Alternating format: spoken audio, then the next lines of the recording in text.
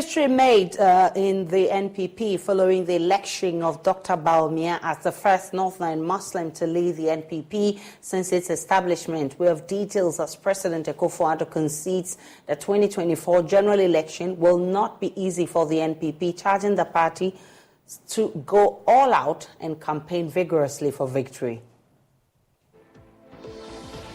Also, health officials report alarming health concerns among residents in communities whose source of water have been polluted by illegal mining. Details in the second part of JoyNews' Poison for Gold documentary. And on the Akosombo Dam spillage, MP for North Tongue Samuel Ablakwa laments government's continued silence on resettlement plan for flood victims as he inaugurates a 7-member committee to oversee the fair distribution of relief items.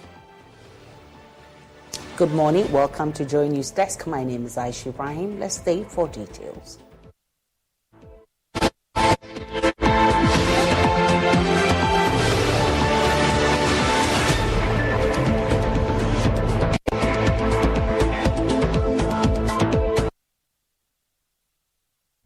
History has been established in the political landscape of Ghana, especially in the NPP, following the election of Dr. Bawumia as the NPP's flag bearer. He becomes the first Muslim and Northerner to lead the party since its inception. This development somewhat defeats assertions that the NPP is an Akan-centered party, as always alleged by the NDC. Not only that, this will also be the first time two Northerners will be leading the forefront in a general election in Ghana. The situation projects a crucial election for both parties while mounting pressure on the choice of running mates. Samuel Mbura has more.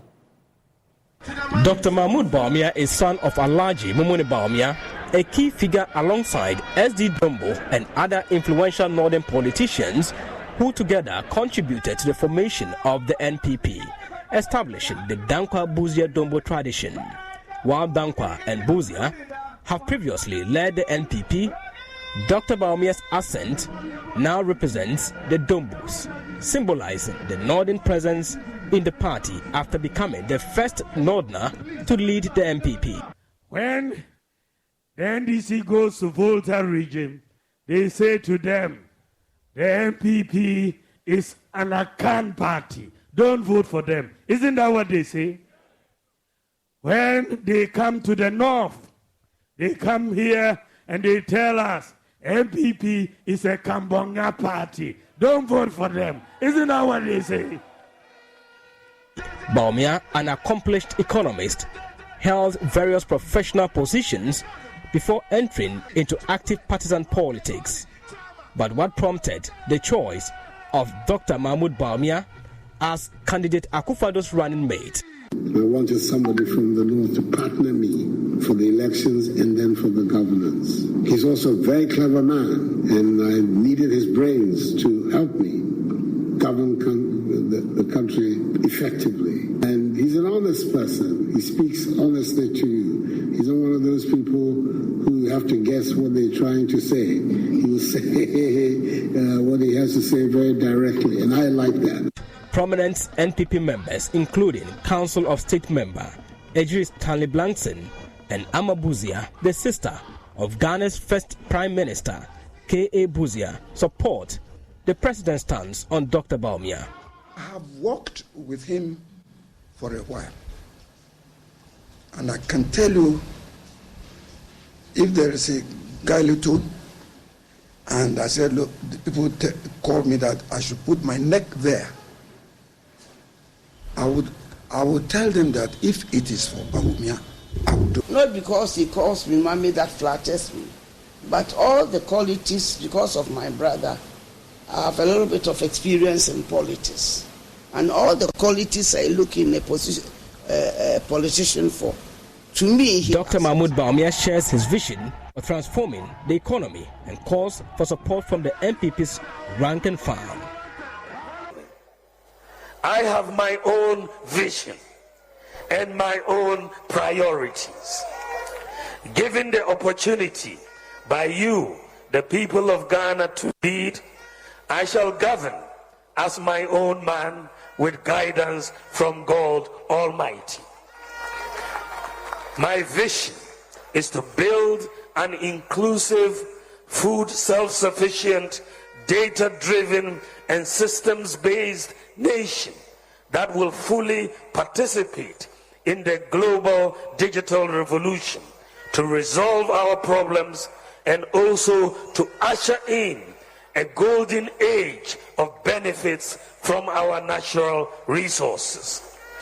I want to lead a nation that improves and unleashes the talents of our youth and offers good jobs with good pay and sustainable growth with macroeconomic discipline. Meanwhile, President Akufo-Addo acknowledges that the 2024 general elections will be a challenging one. He is therefore charging party supporters to campaign vigorously for victory. Ghana cannot afford the return of the NDC, especially under the leadership of John Dramani Mahama.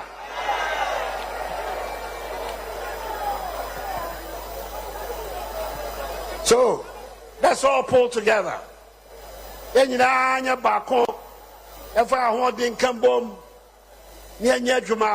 to go and campaign hard and easy. Election by easy my The stage is now set for a fierce contest between the MPPs, Dr. Mahmoud Bawumia, and the NDC's John Dramani Mahama in the lead-up to the 2024 general election. It remains to be seen what will inform their ultimate choice in the worthy running mate for the crucial race ahead. Samuel Mbura, Joy News. I've been joined on the line by a political historian with the History and Political Studies Department of the Kwame Nkrumah University of Science and Technology, Dr. Jemfi. I'm grateful for your time. Obviously, this is the first time someone from the northern extraction is leading the NPP. Do you think it is a true reflection of the Dankwa Buzia Dombo tradition? Thank you very much. I think that it is, even beyond that, is a true reflection of the contemporary politics of the NPP.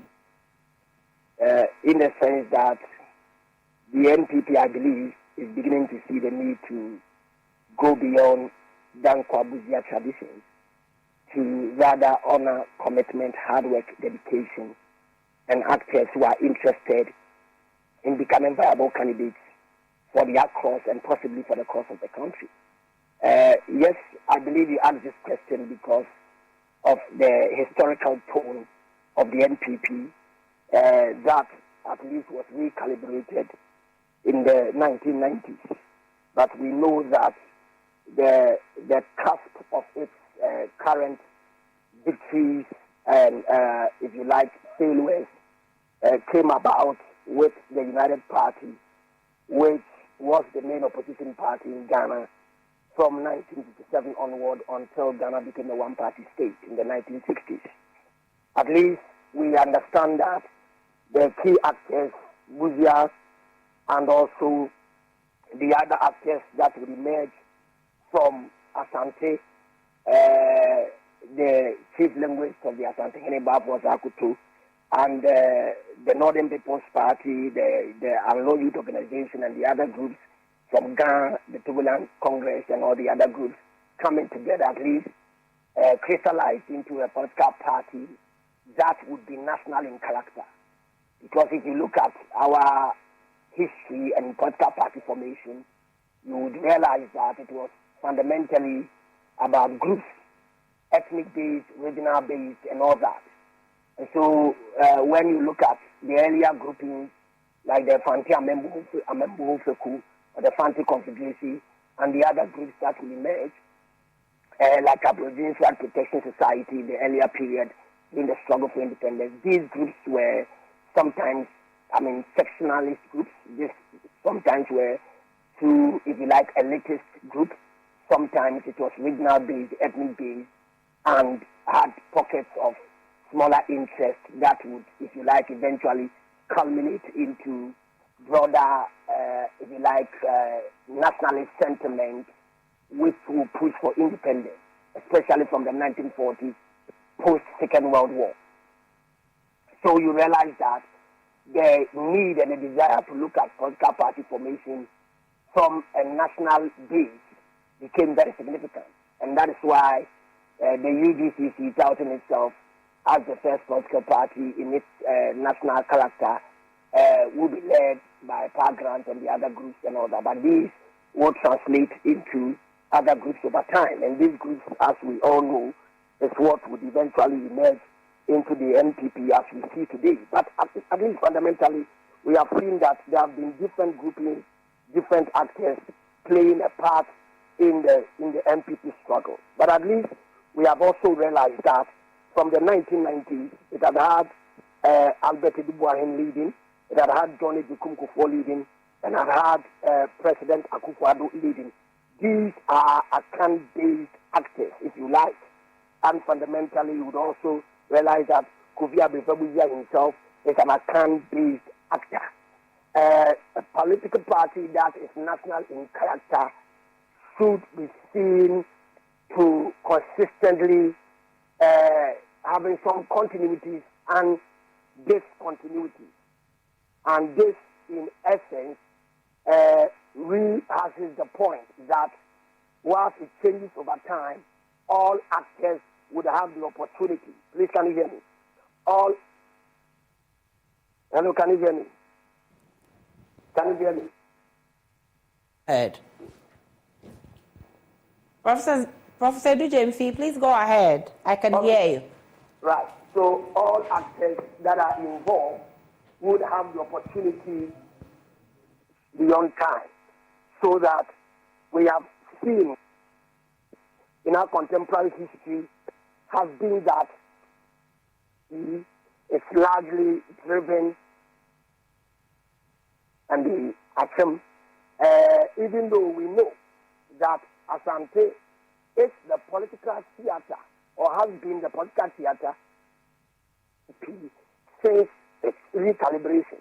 I do not blame that stood in several fronts in opposition to the CPP and to also push for federalism and other things that were in sync with the broader framing of the current MPP, did not play a significant role. What I'm trying to say is that in contemporary times, what we have seen is that when you look at Achim and Asante, which have become the theater of the NPP's politics, they have delivered the vote.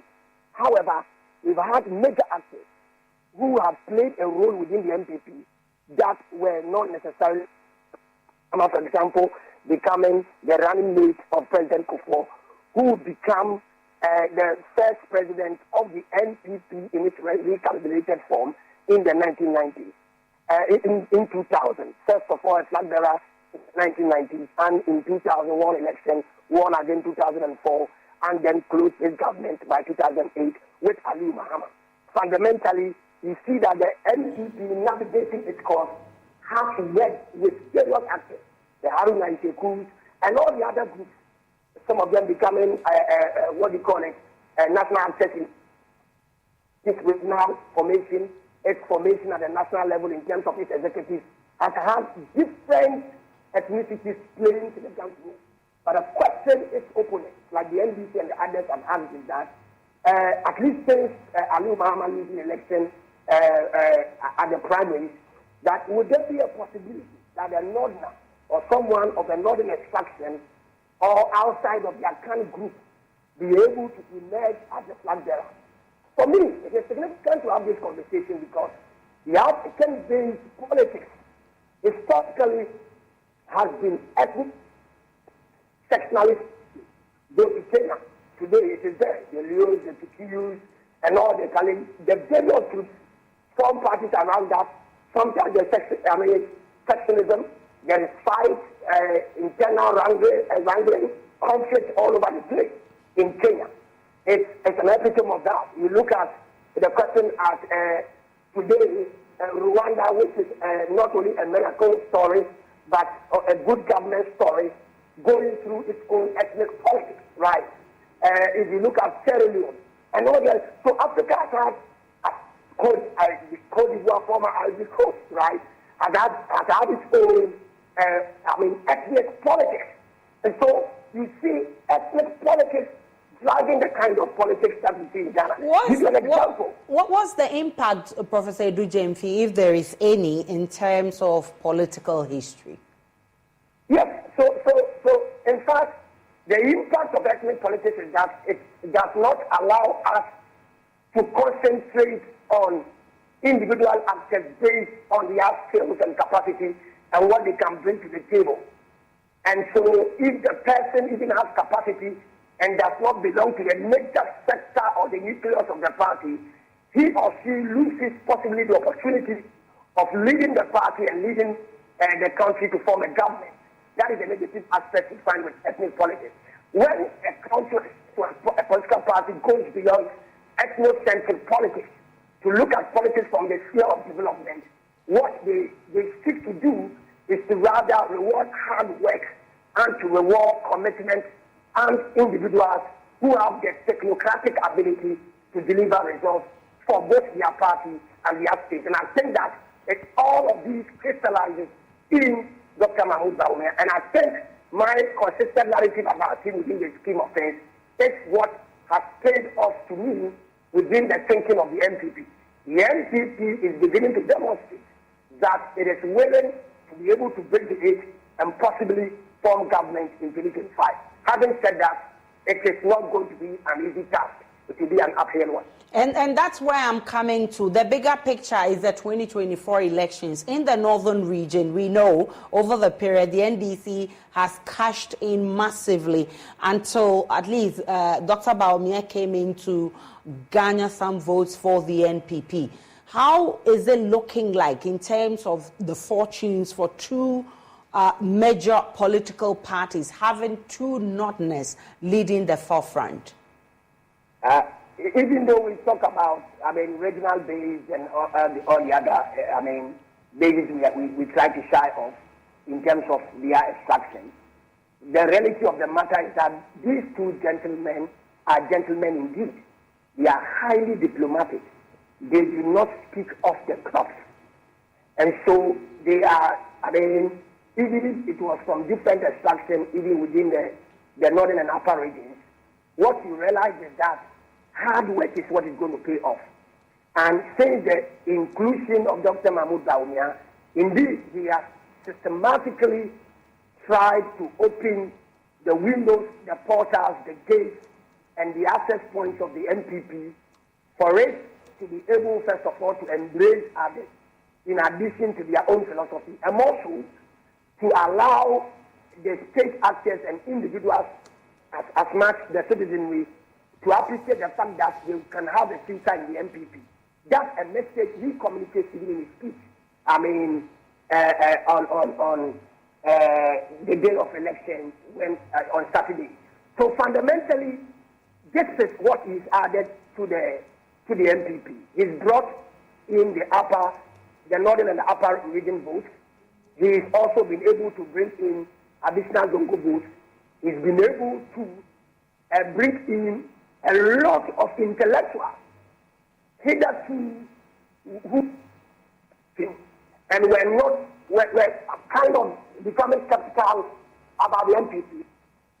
The leadership of Venerable Akufo-Addo itself, which has been quite problematic over time, his persona and charisma, i.e., the person of Dr. Mahmoud Bawumia, seems to have created a certain balance for this government.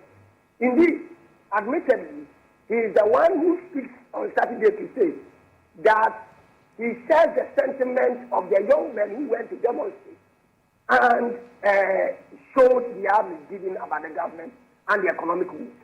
In the same way, he's that gentleman who sat on a certain FM station and had a dissent about the e-levy of his own government.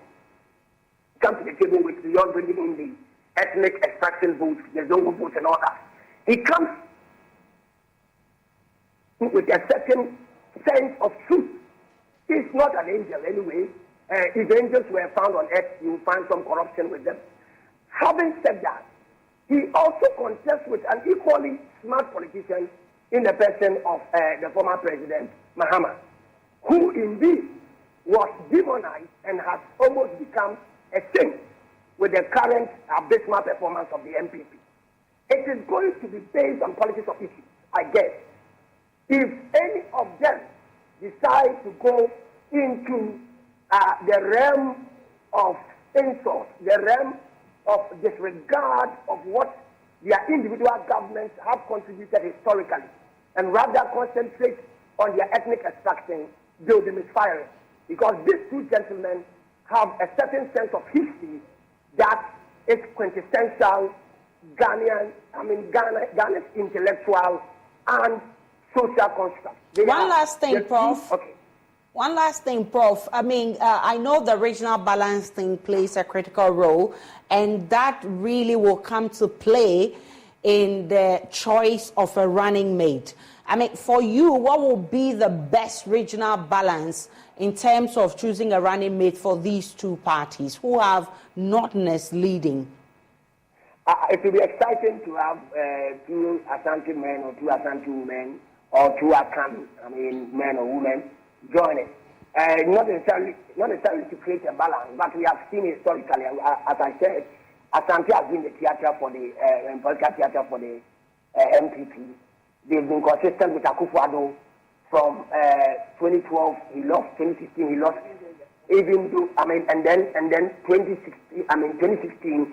Asante was with Akufo-Addo, and they were with Akufo-Addo and Dr. Mahmoud Bawumia.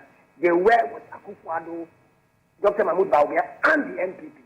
Even though this MPP government, has been notorious in not delivering home the public good for the Asante region.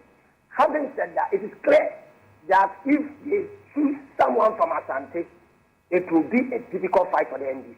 I dare say that. Again, I'm grateful. Okay, briefly for me. Again, I have said over time that the NDC is national in character, even than the MPP. And if they see being suspicious of the Asante, they can perform a political miracle. I'm grateful for your time. Dr. Samuel Edujemfi, he is a political historian with the Political and History Department of the Kwame Nkrumah University of Science and Technology. Meanwhile, some delegates in the New Patriotic Party in the Ashanti region were disenfranchised in the just-ended presidential primaries due to challenges with the voter register. Though some of the anomalies were detected 2 weeks earlier, efforts to rectify them yielded little results. Some delegates were left stranded at the polling stations in anticipation of an opportunity to vote. Nanaya Ojima combed some polling stations and has filed this report. Delegates in the Asokwa constituency were first to sound the alarm of missing names in the register a day before the polls at the Ashanti Regional Office of the Electoral Commission. Attempts to get the commission accept a supplementary register was denied. Head of the EC in the Ashanti region, Benjamin Banobio, directed constituency executives to channel their grievances through the party's election committee. If they have anything to do, they need to trash it out with their National Election Committee. And then National Election Committee will get to the head office of the Electoral Commission. And then if there's anything to go by, head office will also inform us as to the next line of action. But for now, we are going to go ahead and have the election with the register that has been given to us. On election day, names of about 40 polling station officers in the Asokwa constituency were missing from the register. One of the affected persons, Mr. J, said the challenge encountered could mar the election. 2 weeks to the poll, I got information that my name was not captured. My coordinator asked for my ID card to correct the anomaly. I came here today to find out that my name was still not captured. In my polling station, 4 out of the 5 executives were not captured. This can negatively affect the election. In the Bosonche constituency, name of the Member of Parliament, Dr. Yao Osei Edichun, was missing from the voter register after close to an hour of deliberations to get National Party officials to resolve the issue. The MP was allowed to cast his ballot. Here is the MP's reaction after the issues were resolved. No, I think it was a general issue that was quickly resolved by the headquarters, by the party general secretary through the EC and back to the region to Bosonche. So everything is good. Issues of proxy voting became a challenge at the Menchia South constituency, but election committee member Gary Nimako insisted the voter register was credible. He refuted the challenges witnessed in some areas. There's an original voter register. Your name will be there. You can go and check and you vote. You vote. I don't think so far where we've been, we have seen any mix-up or anything. We have not seen that. But if your name is not there, there's an original document there. You can look at the one and vote. Yeah. Which one is the original register? Because yesterday I spoke to... There are three registers. The one at the center, before you enter, there's one there to check. There's one in the midstream, and there's one at the EC. So which one, they say they can't find their names? The one the EC is using, because yesterday, for instance, the Asokwa constituency, they went to the EC's office to get issues with the register resolved. Yes, for Asokwa. We just left Asokwa right now, and they are voting peacefully over there. We don't see anything problem in Asokwa. We just left there about 15 minutes ago. From Asokwa, we came here, and we didn't hear the complaint about anybody complaining about voter register in Asokwa. So I'm surprised to hear this in here. I'm surprised. Yeah, we just came from Asokwa. Yeah, so I think so far for me, it's been peaceful. It's been very orderly. Let's commend the police. Let's commend our delegates. So far, I think so far so good. Though the issue caused tempers to flare among party members, the election in the region remained largely calm and peaceful. Reconciliation process for the party remains the major concern to many. Ejuso MP John Kuma spoke to Joy News.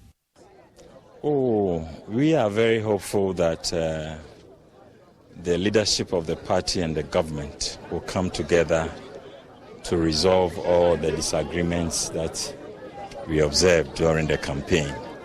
Of course, these things are normal when everybody is campaigning for power. So as long as we understand that we are one family, we will bridge the gaps and the bridges and then forge ahead. This is not the ultimate. This is just to pick a flag bearer who should get us the ultimate victory in 2024. It is expected that the delegates who overwhelmingly endorsed Dr. Mahmoud Bawumia's candidature will help restore the Ashanti region's confidence in the NPP. For Joy News, Nanaya Hochima, Kumasi.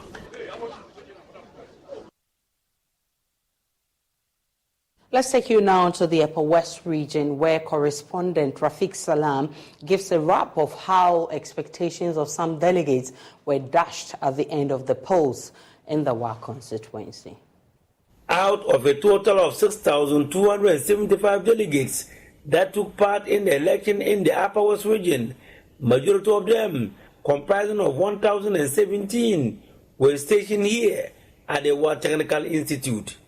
2 polling stations were created to ease congestion. The close to 6 dozen uniformed and plainclothes police personnel were deployed to ensure that nothing untoward happened. Voting went on peacefully and no irregularity was recorded, except one instance where the Wa Municipal Electoral Officer, Ben Alagulu, has raised his voice on the agent of Canada Japan for allegedly trying to interfere in the process. I'm saying when they are here to cast their votes, they are communicating with them verbally, directly, influencing them, vote in this particular manner, vote in this particular manner. We are hungry, we are this, we are that, or we are okay, those kind of stuff, which will not augur well for this particular exercise. So they came and complained to me, so they have to take action and warn them that they are here only to observe. They should communicate with the delegate. The delegates have formed their opinion already. The agent quickly rebutted the claim of the EC electoral officer. One of the delegates asked me a question, a harmless question, as to whether he can vote in any of those of the boxes that are standing. I said, oh, you can vote in any of them because there are ink there. You can use any of them. That was it. So I don't really know what causes the confusion or what he was talking about, people creating confusion outside there. So I don't really know. The delegates who cast their ballots to a very large extent in the beginning were tight-lipped on which of the 4 candidates they voted for, but in the end, they showed where their hearts were. It has already been clear that my candidate will win, but as to the percentage, is what we are talking about here. What percentage? I wouldn't say Bawumia as such, but everybody knows who is leading. Well, you know, as a constitutional chairman at this particular moment, it's difficult to tell.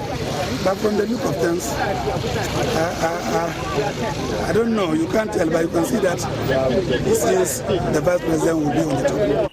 At exactly 2 p.m., voting ended. The ballots were sorted, counted, and results announced by the 2 presiding officers. Zeroing on the overall results of the election in the Upper West region, Dr. Mahmoud Bawumia polled 4,878 votes. His closest challenger, Kennedy Ohini Ajapong, polled 1,084. Dr. Owusu Afriyakoto polled 176 votes, and Francis Adenimo placed 4th with 77 votes. Present at the venue were the 3 aspirants who have filed their names to contest the West Central Parliamentary primary. Their body language, feud, tension, and the mutual suspicion that characterized the campaign of 2020 West Central Parliamentary candidate Haji Umaudu and Wameya Isakotari Mumin 4 years ago has simmered down to harmless political jokes, which is good for the optics. The occasion, in fact, is bigger than the 2 of them. Their difference is now reluctantly laced and united in the common dream for Vice President Dr. Mahmoud Bawumia to lead the NPP to the 2024 polls.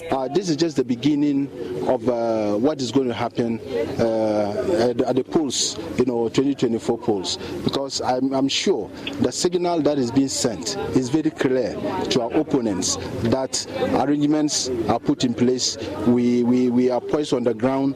We have put ourselves organized very well, and we are ready for victory 2025. We are hoping that he's going to help to bring the dollar down again, which we know that is going to happen. He's coming with a different vision. When a driver and then a mate has his vision, a driver has his vision as well. So now that we are bringing him, I know that he's going to bring us a very proactive vision, which is going to move Ghana forward to a very better level. It's all over here at the Botanical Institute. You've just seen the police who were here to ensure that it was very peaceful here, a congenial atmosphere here, and then virtually the police here, because of the good work that they have demonstrated here, they were on a virtual holiday. And so the regional commander of the police here in the Upper West region, DCOP Prince Gabriel Wabo, who himself is here to thank the police for a good work done. You have done a yeoman's job. We have come to the end of this region's elections successfully, without any hitch. And with that, the Inspector General of Police and his administration extends their thank you. Reporting for JoyNews, Rafik Salam. Wow.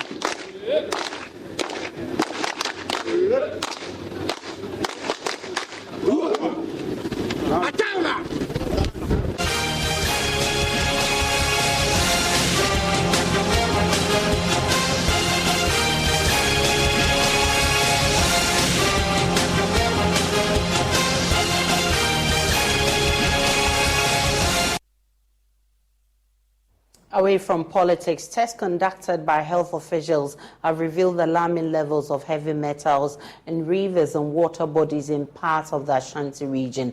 This is casting a shadow of uncertainty over the fate of these affected communities. In part 2 of our latest Hotline documentary titled Poisoned for Gold, Erastus Asari Donko reports the rivers and the water bodies that sustained communities for generations are now battlegrounds of destruction ravaged by the devastating consequences of illegal mining.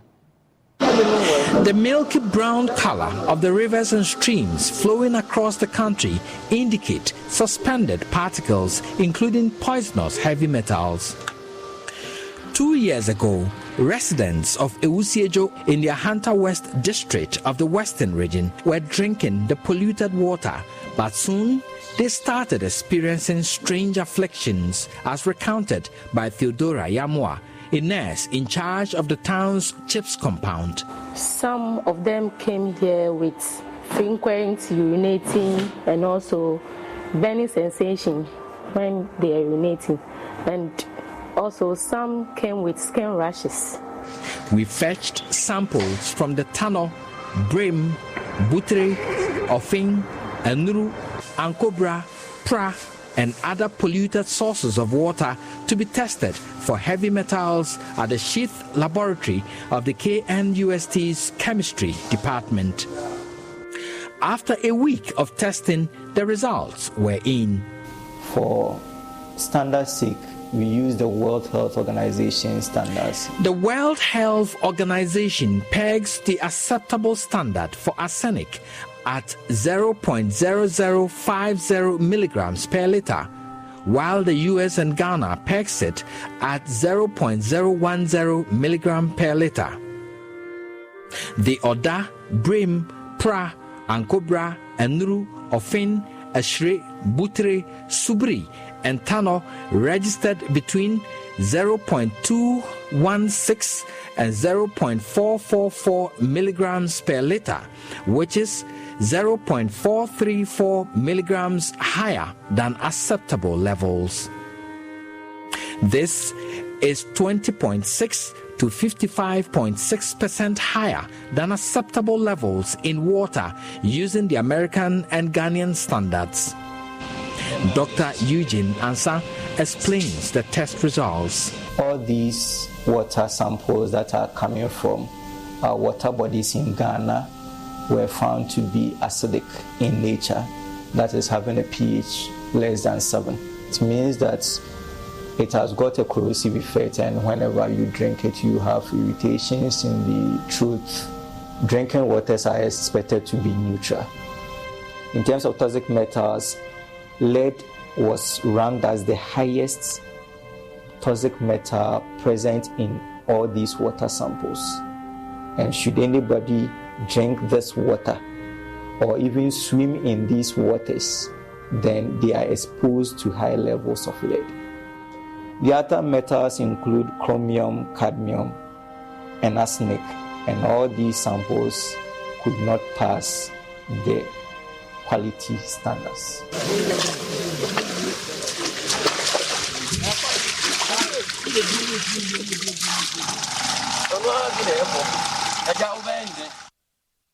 Member of Parliament for North Tongue in the Volta region, Samuel Okudzeto-Ablakwa, has lamented government's continuous silence on resettling victims of the Akosombo Dam spillage-induced floods. He said it was unfortunate for his constituents to continue living under harsh conditions in classrooms, grieving their loss, while the government sits aloof.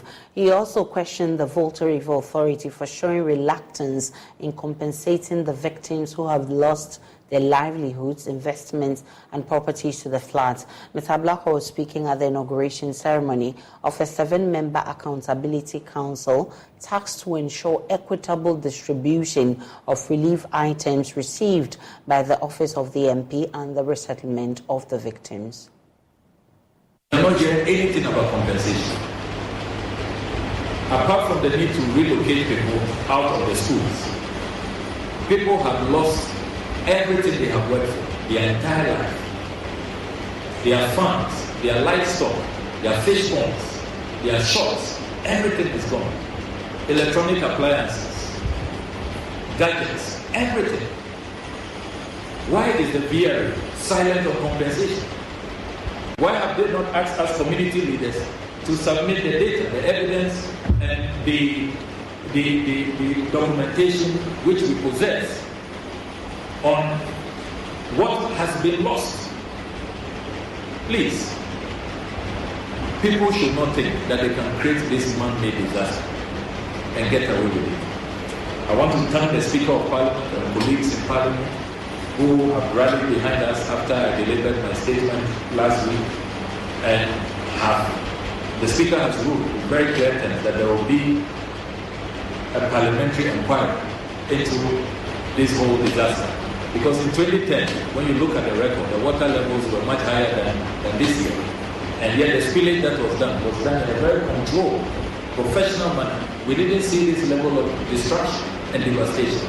What happened that this time, when technology has improved, when things should be done, in an improved way, when we have the benefit of hindsight, we have better know-how and expertise. We rather have this kind of, very suicidal, it's as if somebody was out there to commit mass murder. We will not accept this level of negligence. And I'm glad that Parliament is going to look into this. But these two items, the continual silence of government on the matter of relocation, which is urgent, which is so crucial because people have to be moved into where they can get their dignity back. We are talking about human dignity. We are talking about fundamental human rights. Nobody deserves to be living in classrooms under those conditions, particularly when they have refused to open Saglemi housing unit for us to move to, which is not far from here. If you will not allow people to move into Saglemi, then do what you must do. Reconstruct the houses. Land is available. And compensation. The silence from government is unacceptable. Meanwhile, water levels have significantly reduced in flooded communities. JoyNews' Ivy Setoji joins us with some updates. Ivy, describe the current water levels in some of the affected communities. Well, some of the places are completely down. The water level is completely dried up, with some people trying to clean up their houses, their shops, and move in, start to their normal businesses. You go to some houses, you realize that there's no water at all. You see residents trying to scrub their house, and also some of the shops. Where the entrance to where we normally take the boat to the St. Kizito on the river, where the whole place, the houses there are flooded. It's also receding gradually, except that the residents are saying that maybe it will take some time. Currently, the engineers and planners are still in dredging some of the areas to make sure that all the places, all the water is able to get down. And also, we understand that the construction of the housing units in the fair area by the construction ambassadors is also ongoing. So for now, residents are trying to go about their normal duties, especially those whose houses are dried up with no water left. They are trying to get the few things left so they can get back to their normal business. How true is it that some victims are dying of snake bites at the various camps? Well, we have tried to confirm that. We spoke with the House Directorate, the DCE, some of the authorities, even the assemblyman who said there was nothing like that. There was nothing of snake bite or people dying of spot. We have really made our search and we are still doing it. But for now, that information has not been confirmed that someone was bitten by a snake. Ivy Setoji with that update. We're still live on JoyNews Desk. Let's take a break. When we return, we'll be bringing you business.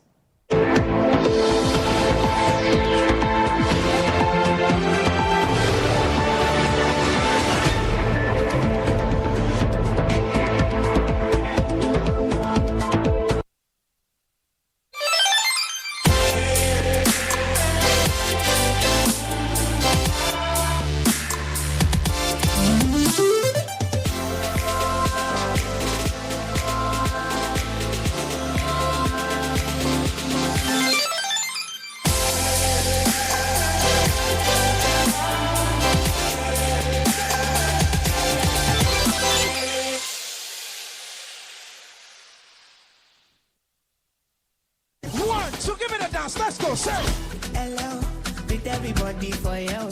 Body just shake bellow. Your favorite TV game show, Step Up, is back with another amazing season. This time, we are stepping up with Syntax Tank. Step Up with Syntax Tank will see contestants answer questions of their choice and win over 6,000 Ghana Cedis cash prize weekly and other products from our sponsors. This season, viewers at home should watch out for the Syntax Tank question of the week. Be the first to answer correctly via WhatsApp or send SMS to 050-833-8888 and win incredible prizes. The person who answers most of the weekly questions correctly and fastest gets a 65-inch Samsung TV at the end of the season. Step Up with Syntax Tank, showing on Joy Prime every Sunday, 7:30 p.m. Sponsored by Bell Eyes, MTN Momo, Angel Cola. Powered by Syntax Tank. Joy Prime, your ultimate experience. Enya kola bi keke krani ebe wuno. Wewe brompo. Midimiba anakuto. Be ya boade ama denchaine. Ade bia ya me papa de ewu mi. Ahye. Meshimo wakoko aman. Jenkwa oha e mali me mamu ahoden.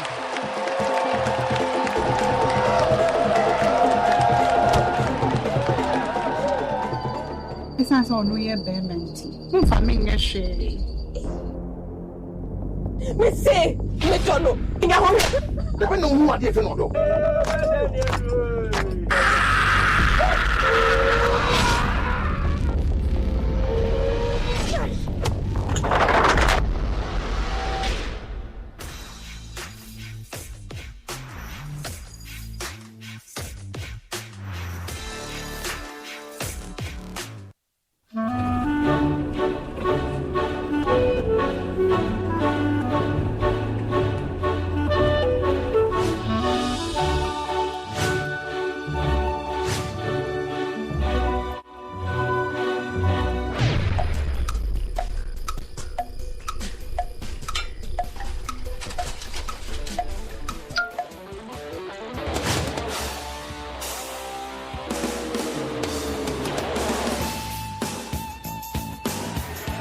Oh, it's incredible! Bang on target!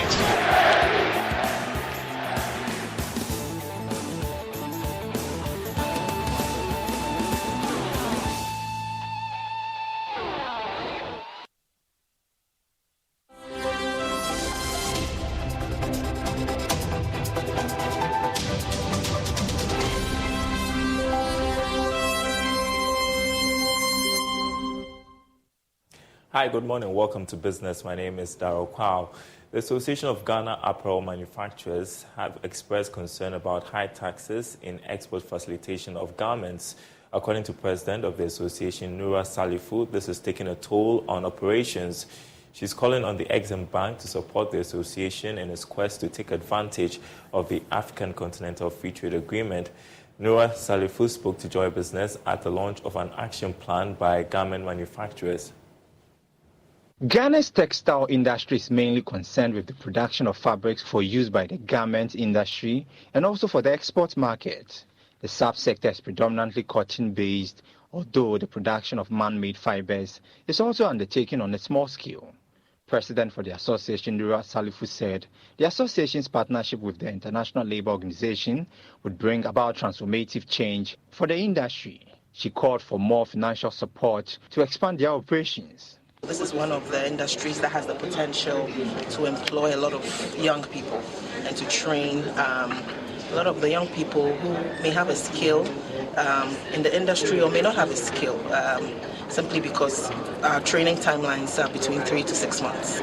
Access to finance is one of the major challenges that we have. I think the interest rates are pretty high, and we're hoping that through the Exim Bank that they'll be open to negotiating better rates. Exim Bank has actually led the way, let me say that, but some of the other private banks to look at ways of structuring a better rate that will suit the industry. There was also a launch of a website for the association at the workshop to increase digital presence of the sector and tell the story of Ghana's buoyant garment sector. James Echen's report for Joy Business. Now, Shikanik Auto Hub and Toyota Ghana have organized a workshop to equip women and the public on technologies associated with some of Toyota's vehicles. According to CEO of Shikanik, Nanefua Sewedusei, it is critical for women to know the basics of car maintenance and emerging technologies to prevent vulnerability on the road. The Shikanik workshop focused on building the confidence of women on the roads. The participants were taken through theory and practical lessons to help enhance their mobility. Nana Ifua Sewa Eduse is chief executive of Shikanik Auto Hub. She likes to refer to herself as a Shikanik. She said it was important for women to understand the basic features of vehicles to improve on their safety and driving experience. This workshop is to train young ladies and men about the basics of vehicle maintenance. Basics, very basic. So instead of being vulnerable on the highway, young lady, know how to change your tires yourself. That is good. Gentlemen, if you know why you have to use coolant instead of water, that is good. So this is just to share knowledge on vehicle maintenance. As many people who request for this, if we get more sponsors to support us, yes, we are willing. So the team, Shikanik Academy, is ready to train as many young girls as possible. Public Relations Officer of Toyota Ghana, Susie Ansam, reiterated the company's commitment to helping customers with quality vehicles and also ensure their safety on the road. Toyota Ghana is a company that believes in transfer of knowledge. We believe that we don't just sell cars. We want to get people to understand the cars they drive. Our vehicles are built with cutting-edge technology. Safety features are incorporated. But what's the use of these features if people do not understand how to use them? Shikanik, with this workshop, she seeks to help people to understand basic things that are underneath their bonnet. For instance, the basic fluids that you have, how to check your fluids, when to do your servicing. And we believe that since we are a car company and we want to empower people to have the confidence to drive their vehicles, why not? We decided to come on board to offer our newly launched facility, which is the Toyota Ghana Legon branch, because we associate ourselves with quality, durability, and reliability. The workshop was themed Building Confidence Under the Hood. And that's all for business for now. The news continues after this break.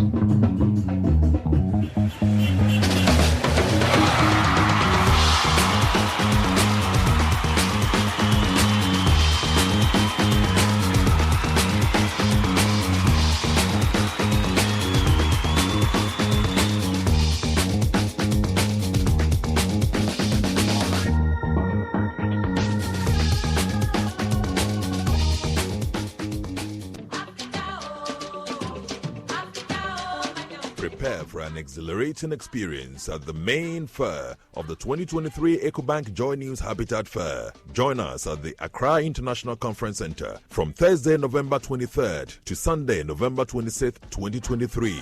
Doors will be open from 8 a.m. to 6 p.m. each day to welcome you. This year, we are diving into the theme of home ownership, exploring the nuances between affordability, comfort, and luxury. Whether you're embarking on your home ownership journey or looking for upgrades, this fair is your destination For all things housing, encounter a comprehensive assembly of stakeholders from Ghana's housing and construction sectors. Engage the experts across the spectrum of home creation and enhancement. The EcoBank JoyNews Habitat Fair is in partnership with EcoBank, the Pan-African Bank, and powered by the Planned City Extension Project from Cities and Habitats. Rent to own. And sponsored by Elegant Homes and General Constructions Limited, where quality meets value. Global Lighting, your solution to quality lighting. Syntex Tank, Air Strong, Air Tough. Springfield Estates, where dreams are built. Virtual Security, complete security solution. DBS, your roof experts. Virtual InfoSec Africa, security solutions by design. Saint Gobain, making the world a better plan. Clifton Homes, beautiful homes, wise investments. The Kissington Heights, Airport City, Kumasi, by HDG Homes Limited.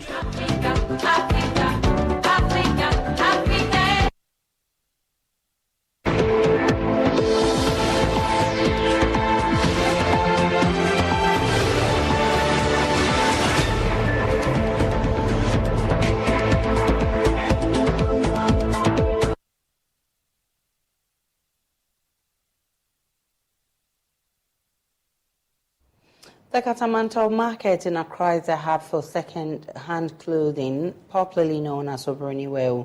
The OR Foundation and some designers from the market are helping to bring some of these clothes to the runway, with models wearing them with style. Over 1,000 people from different backgrounds were present at the Rollins Park in Accra for the second edition of the Obroniwewu Festival to celebrate the Kantamanto market for its role in rose repair, on upcycling and remanufacturing of used clothing. Maxwell Agbagba has more.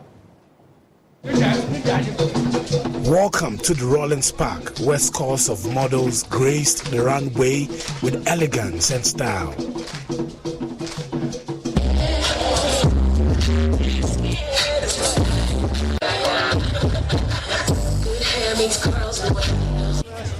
Well, the Obroniwewu 2023 festival has brought to life clothes that hitherto would have been dumped in Ghana's drainage system, choking and perhaps causing flooding. But here, the talented young ones here have brought life to these clothes, and now they are on the runway.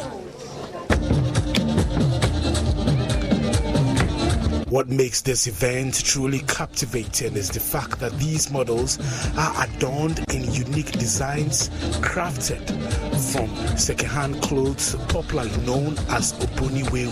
These extraordinary creations are the brainchild of 5 talented emerging designers from the vibrant Kantamanto market. Amidst the glamour, lead organizer Samioten passionately urged industry players and policymakers to acknowledge the invaluable contribution of Kantamanto to Ghana's fashion landscape. So Obroniwewu October is an urban upcycle and thrift festival that was initiated last year, and the whole idea is to celebrate Kantamanto and Ghana's culture of reuse and repair. So we are here to celebrate Kantamanto and Ghana's reuse culture. What is most significant is that we have designers from Kantamanto who like very, very talented and creative individuals who have gone under like 2 months intensive training, and today they're going to reveal to us their collections that they've been working on over the last 2 months.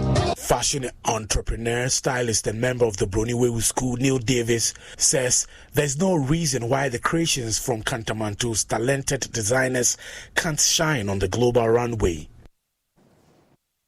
And as I wrap up the bulletin this morning, my name is Aisha Ibrahim. Log on to myjoyonline.com. There's more of the news and updates of all the developing stories.